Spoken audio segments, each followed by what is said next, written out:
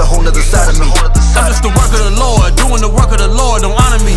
This life is an art exhibit, it's a gift to me. I'm just a piece of the pottery. Man, I've been broken to pieces. Seen things you wouldn't believe. It's a blessing to be alive in this time. You have a shot, gon' redeem us. Show when they see us.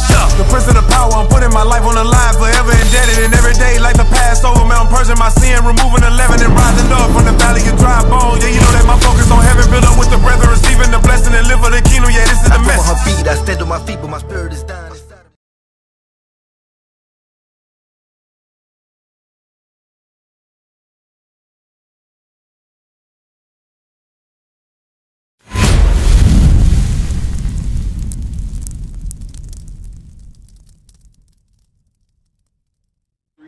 Real quick, what I'm showing y'all is how we show God that we love Him. And why is it important for us to show God that we love Him? Because out of all the nations that are upon the face of the earth, whether you believe it or not, God didn't come for everybody. Give me what you had. What that was? Exodus 35 and 3 you had? What's the extra? No, what's the one with He only created the Sabbath day for us? 31:15. 31:15. Exodus 31 and 15. Exodus. Right. So the commandments that we're going over right now doesn't apply to everybody. Y'all familiar with the Bible? In the kingdom of heaven, how many gates is in the kingdom of heaven? Is it one big gate? Or is it, what is it? Y'all know? One big gate. You think it's one big gate? What you say? In the kingdom of heaven, is it one big gate? It's supposed to be one big gate. That's what we were taught, right? Give me Revelation 21:12. Oh, what you got? We're going to find out how many gates is in the kingdom of heaven. Because if it's one, that implies what? Everybody can come into that gate. We all can flow freely into that gate. Let's find out. Revelations chapter 21 verse 12. And it had a wall great and high. So in the kingdom of heaven, it said it had a wall great and high. Read. And it had 12 gates. It had what? 12 gates. No, it got to be one gate. 12 gates. And at the gates on which are the names of the 12 tribes of the children of Israel. That's right. It said it was 12 gates in the kingdom of heaven. And on them gates, it was the names of the 12 tribes of the children of Israel. That's the last book of the Bible. It ain't no more chapters after Revelation. Right. Ain't no more books after Revelation. Right. So in Revelation, if it's 12 gates, who is the kingdom of heaven for? Bring it out. It's for these people right here. Right. So this is what we have to. This is how we have to turn to God, turn back to God as Israelites, not African Americans, Right. not Haitians. Where you from? You from West Africa? What? Which one of these would you say you come from? Like Jamaican? Would you say you Jamaican? What part of Africa you from? West. West? Like what land? What country? What country? You know what country you're from in Africa? I'm from Ivory Coast, but when you say what culture, I really don't understand what you mean. Like What countries? we got Like Nigeria. Nigeria, Kenya. Yeah, I got one side Nigeria and one side Ivory Coast. Right. So give me Isaiah 11:11. Bring it out. Because what we got to realize about the children of Israel, like I said, some of us were already here in America, but some of us they brought from Africa to America. But believe it or not, we scatter all over the world. That's why when you're looking on this sign right here, most of us in America, we probably could say that we from these 3 tribes. You know what I'm saying? I can't even say that. We scattered all over the world. I'm gonna just read that. Isaiah 11:11. Isaiah chapter 11 verse 11. And it shall come to pass in that day that the Lord shall set his hand again the second time to recover the remnant of his people, which shall be left from Assyria, and from Egypt, and from Pathros, and from Cush, and from Elam, and from Shinar, and from Hamath, and from the islands of the sea. So the Lord has got us scattered all over the world. He scattered us all over the world. Why? Because we broke his commandment. Come on, listen. He scattered us all over the world. So not only are we in America, but we're in different parts of Africa. We're in the islands. You know what I'm saying? We're over there in China. We're in Russia. We everywhere. But why did he do it? Because we broke his commandment. Is someone on that? Keep reading. Verse 12. And he shall set up an ensign for the nations, and shall assemble the outcasts of Israel, and gather together disperse of Judah from the 4 corners of the earth. So the ensign that we're setting up right now is the Bible. We're teaching y'all what y'all gotta do to receive salvation. Because we've been taught that salvation is gonna come and fall free out of the sky. That's not the case. We're only going to receive salvation if we learn how to serve God. That's right. And we learn how to serve God by keeping His commandments. So we went over the Sabbath day, right? We're not supposed to be working on the Sabbath day. No buying, no selling, and no cooking. Give me Leviticus 23 and verse 1. What should we be doing on the Sabbath day? All right? What should we be doing? Because what do we do on Sunday? We gather on Sunday, right? Right. We can gather any day of the week, but this is a special gathering. This gathering is different. We have to come together on the Lord's Sabbath day. Read that. Leviticus chapter 23 and verse 1. And the Lord spake unto Moses, saying, speak unto the children of Israel. Unto who? Unto the children of Israel. Almost every passage in the Bible is going to almost always be referring to the children of Israel. That's who we are. These people that you see on the sign right here, these are the children of Israel. This is who we are. All the prophets talked about the children of Israel. Even in the last book, we read about them 12 gates. The kingdom of heaven is for the children of Israel. Right. Read that. Leviticus chapter 23 and verse 2. Speak unto the children of Israel, and say unto them concerning the feast of the Lord, which ye shall proclaim to be holy convocations. Even these are my feasts. 6 days shall work be done, but the 7th day is the Sabbath of rest and holy convocation. A holy convocation is a separate gathering. It's something that's different from all the other days. What don't we do today? Today we don't buy, we don't sell, we don't cook. But on Sunday, you do all of that. Some of us go to work on Sunday, some of us cook on Sunday, and we buy on Sunday. So that day is not separate. So we all come together in one mind and one spirit on the Sabbath day because we all have that same spirit. You see what I'm saying?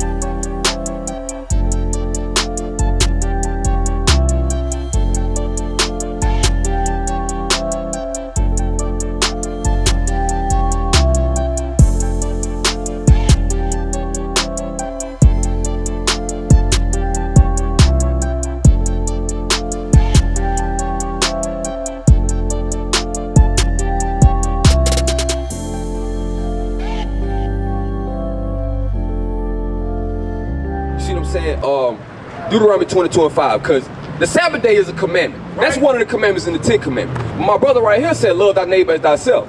That ain't in the 10 Commandments, but it's still a commandment. You know what else is a commandment? Let's read that.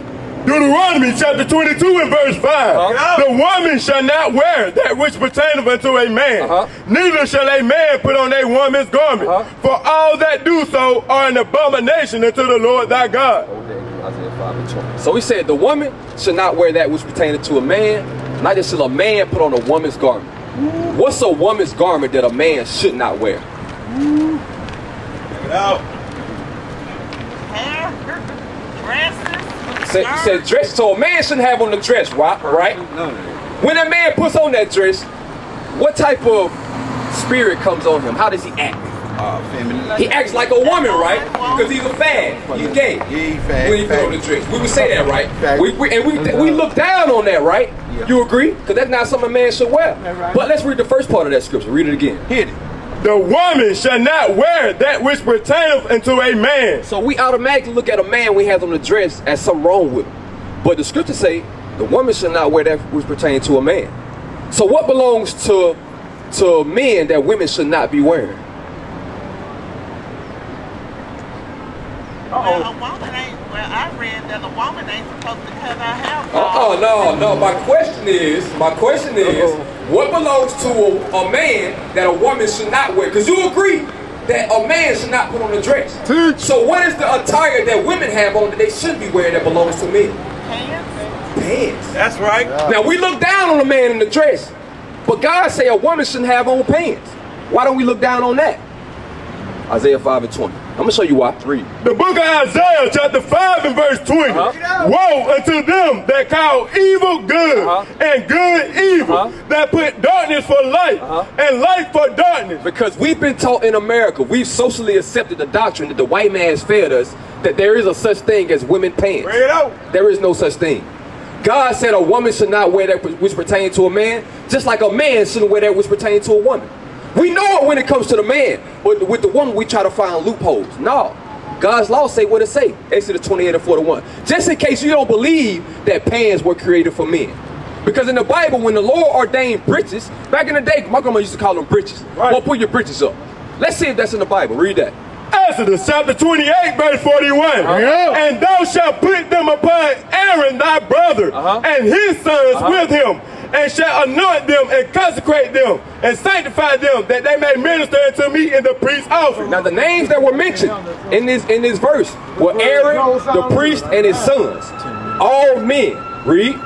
And thou shalt make them linen breeches. Linen what? Linen breeches. Linen what? Linen breeches. To cover their nakedness. So the breeches were made for the men to cover their nakedness. But our women always had on dresses. Why? Because we read earlier, when that man puts on that dress, how does he act? He act like a woman. Would not be the same thing with the woman? If she put on them pants, how does she act? You can't tell me that our sisters ain't manly today. You can't tell a woman nothing. A woman thinks she run the world. Right. She worked the same jobs as a man. Right. She want to change her oil. She feel like she a man. Bring it out. That's the mentality of our women today.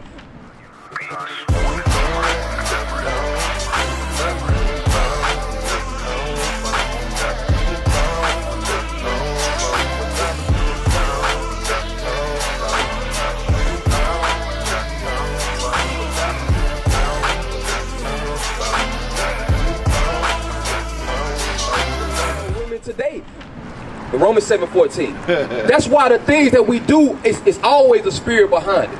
You know what I'm saying? That man act like a woman when you put that dress on, and that woman act like a man. Even if she don't believe it, you don't have to believe it. It's true. Why? Because God said it's true. Read that. Romans chapter 7, verse 14. For we know that the law is spiritual, but I am carnal, so understand. The laws of God are spiritual. And when we apply them laws to our life, we become spiritual people. You see what I'm saying? So we got to come back to the source. This is the source. 1 Timothy 2:9. No, give me Isaiah 47:1 to show you what type of dress our women had on. Because women put on dresses today, but a lot of times you'll see it with them tight dresses on. Tight fitted, you know what I'm saying? Real tight. Let's find out how a woman should be dressed. What type of dress she should have on. After you get Isaiah 47, then you get 1 Timothy 2:9. Read it. Isaiah chapter 47, verse 1. Come down and sit down in the dust, O virgin daughter of Babylon. Sit on the ground. There is no throne, O daughter of the Chaldees. For thou shalt no more be called tender and delicate.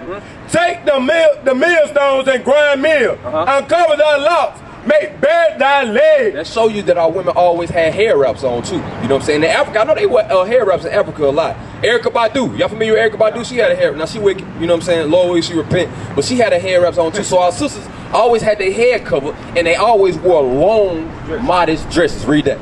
Make bare thy legs. Make bare the legs. Read. Uncover thy thigh. Uncover thy thigh. Read. Pass over the river. So it shows you that he said make bare your leg, meaning that take your dress, pull it up to your leg. Then pull it up to your thigh, then walk over the river. Show you that our women always had dresses on that were long and flowing. Why is that important? You like diamonds? You like jewelry? Gold? Sis, my sister. Sis, what's your name? Who? Melissa. You like diamonds? You like gold, jewelry, and stuff like that? Where do we find those things at? Mostly in Africa. Like where in Africa? Like how do you get to it? You find it where? You find how is it just on the surface level? No, like you got to dig. You find them deep under the ground, right? And those you would consider those to be precious stones, right?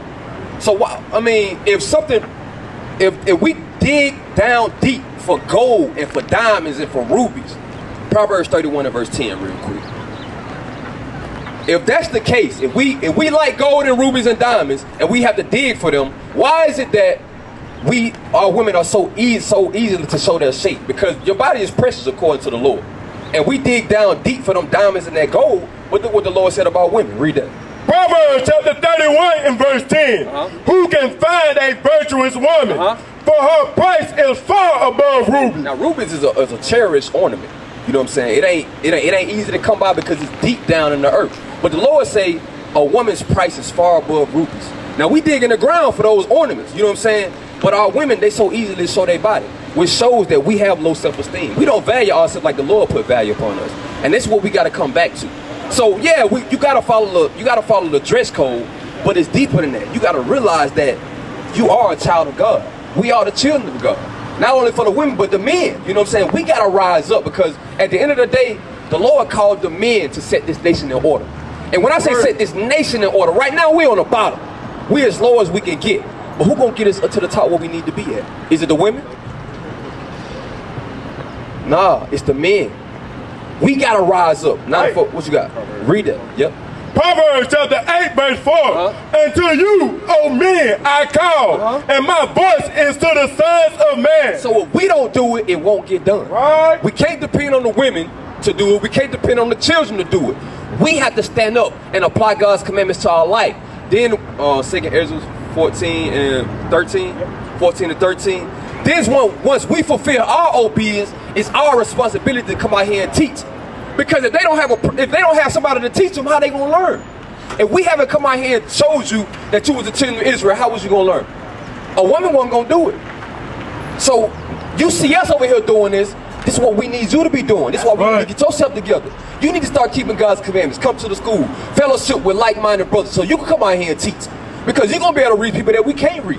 You see what I'm saying? We gotta do this as a collective. Read that. 2 Ezra chapter 14 and verse 13. Now, therefore, set thy house in order and reprove thy people. Comfort such of them as be in trouble, and now renounce corruption. So he says, set thine house in order first. If you got a wife, you got kids, first, before you set your house in order, you got to deal with you. So you got things that you know you need to fix. You smoke? No. You don't smoke? You shake your head bald though. You see what I'm saying? So these are the little things that we got to work on. We got to work on them things that we can fix about ourselves. Hey. Then we got to go get our house in order. Hey, you see what I'm saying? Hey, my hair fell out now. But you still shave it though. Yeah, I do. I ain't gonna lie to you. Leviticus 21:5. Because we read a commandment by the sister, right? Yeah. Regardless of how they feel about it, it's still a commandment from God. Read that. Give me Leviticus 18 verse 3 first.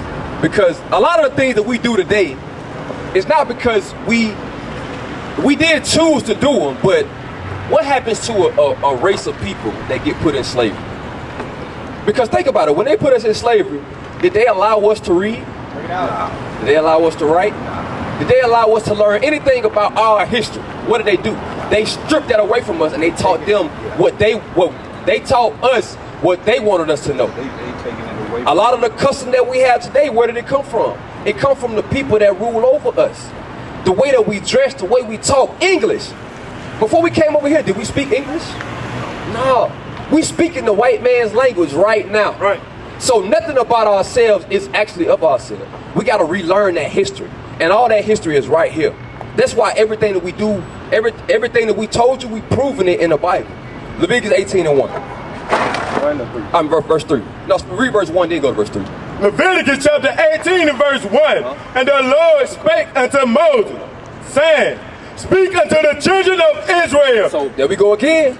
The people that you see on that sign all throughout the Bible, that's who he's speaking to, the children of Israel. Read.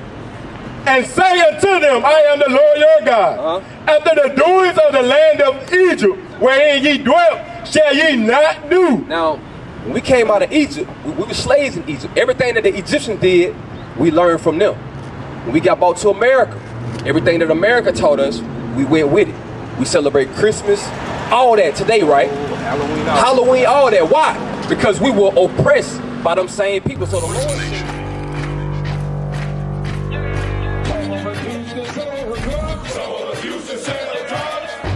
Nation is men leading by example.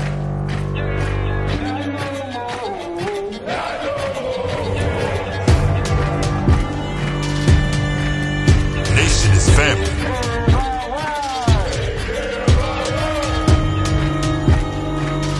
Nation is community. Nation is children with role models.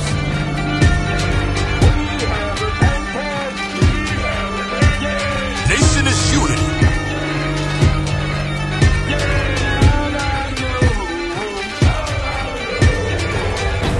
Nation is you. And finally, my brethren, be strong in the Lord. His word